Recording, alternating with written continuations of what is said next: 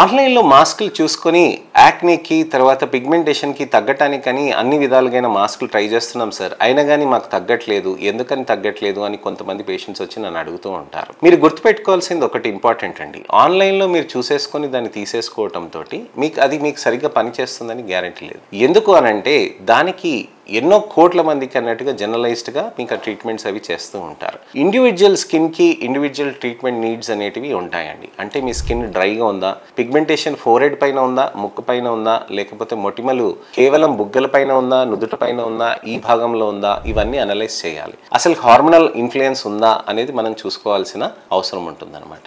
మనకి అసలు కారణాలు ఏంటో తెలుసుకొని దానికి తగ్గట్టుగా మనం ట్రీట్మెంట్ తీసుకుంటే మనం అప్పుడు మంచి రిజల్ట్స్ అనేటివి వస్తాయి. మాస్క్ కాకుండా మీకు కెమికల్ పీల్స్ కానీ కార్బన్ లేజర్ పీల్స్ కానీ చేస్తే మొటిమలు అనేటివి బాగా తగ్గుతాయండి. బ్లూ లేజర్స్ అలానే ఇతరత్ర థెరపీస్ అనేటివి ఐవి గ్లూటథైన్ ఇలాంటివి చేసుకుంటే మీకు పిగ్మెంటేషన్స్ అనేటివి తగ్గుతాయి. మంగు మచ్చలు ఉన్నప్పుడు ఫోటోఫేషియల్స్ అలానే మీకు ఇతరత్ర పీల్స్ డర్మాఫ్రాక్ థెరపీస్ చేయడంతో కూడా మనకి మంచి రిజల్ట్స్ అనేటివి వస్తాయండి.